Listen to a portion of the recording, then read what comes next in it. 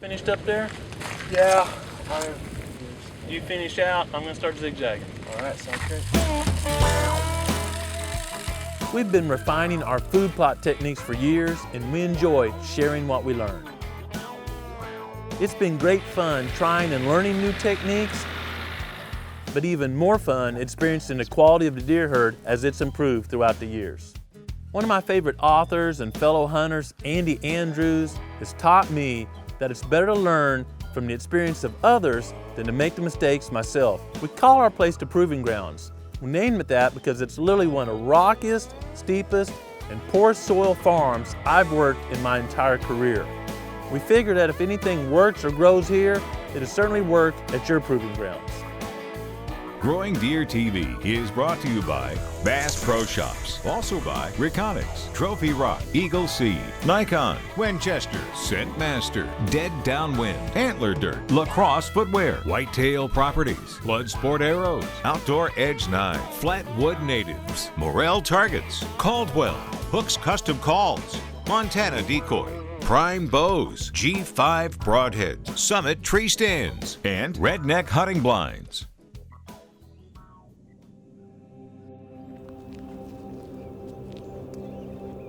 We just finished planting our spring food plots, so this morning, Adam and I went back and reviewed the first plots we'd planted to see how they're doing. This is a hidey-ho food plot, small plot in the middle of timber we call prickly pear. This general area is so dry and bony, there's still prickly pear cactus growing right here in the area. You can see the wheat and even a few brassica stems where we'd planted the broadside blend in here last fall. Recently, we killed the broadside and drilled Eagle Seed forage soybeans right into the standing vegetation.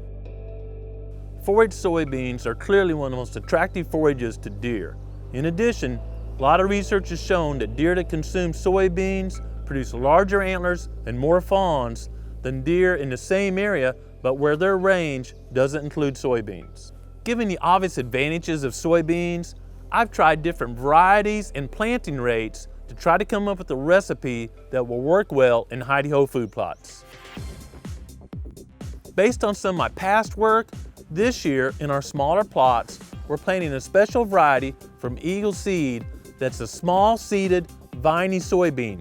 It kind of grows like a morning glory or some other viney plant. It doesn't produce an upright stem, and those vines tend to crawl all over each other and get so thick that deer don't wipe them out.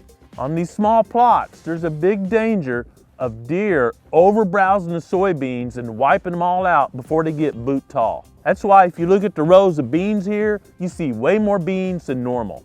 We've learned to increase the planting rate. More stems per square foot mean there's more to feed, and deer simply don't wipe out the stems. So rather than plant the normal 50, give or take, pounds per acre, we've planted over 80 pounds per acre in this small plot. You'll see some clumps where there's obviously a lot of stems. This area is so rocky that when the drill hits a rock, it'll bounce and spill a little extra seed. That's okay, because there's a lot of deer in this area, a small food plot, and not many of these will survive to be a foot, 2-3 foot tall come deer season. We'll check this plot throughout the summer and keep showing you the results so you can incorporate our techniques at your proving grounds.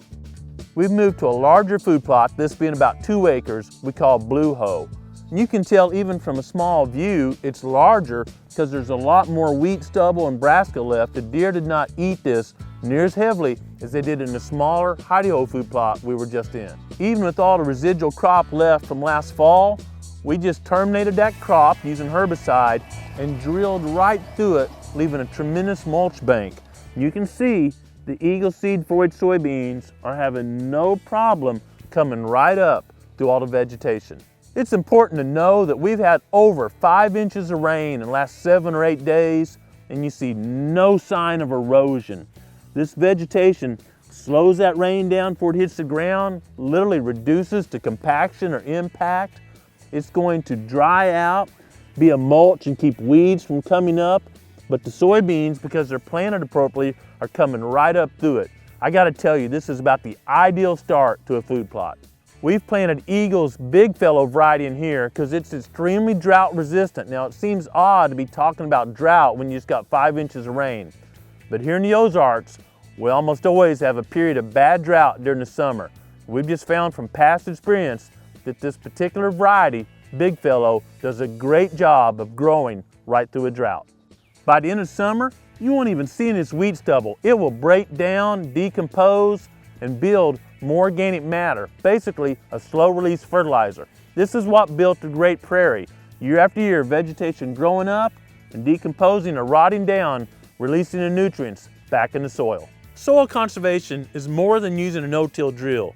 It's making sure you got a cover crop out there almost year-round and leaving that crop in place so when you plant through it, the existing vegetation simply falls down, provides a mulch that conserves soil moisture, and prevents weeds from growing so they don't compete for that limited moisture and your fertilizer.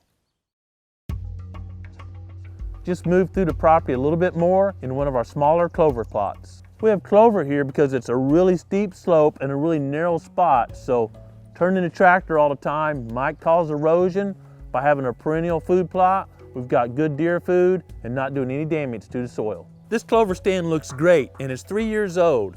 You might recall that in last week's episode, we talked about one of the primary causes of clover failing is lack of nutrients. Unless there's another wicked drought soon, I expect this clover stand to last for several more years. For comparison, this is a stand of clover we planted last fall. I simply broadcast clover into a stand of Eagle Seed Forage Soybeans in September and also broadcast as forage wheat.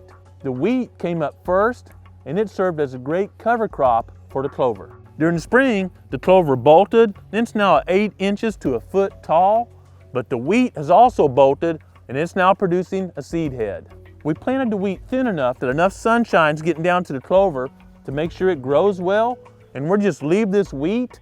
As the wheat heads ripen, turkey and deer will eat those. The wheat straw will fall down in the clover and add more organic matter, holding more moisture and releasing more nutrients for the clover crop. We are absolutely finished with this clover crop until late fall or next spring when we once again add fertilizer.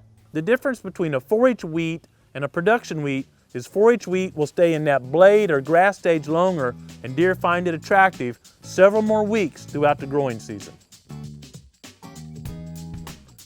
Next year, this will be a pure clover stand. We'll test the soil, see if we need to add any fertilizer, control any weeds that show up, and watch deer and turkey enjoy the plot. Seeds germinating are a great reminder of the resurrection of our Savior, Jesus Christ. I hope you have a chance to get outside and enjoy creation this week, but most importantly, slow down and listen to what the Creator is saying to you. Thanks for watching GrowingDeer.tv.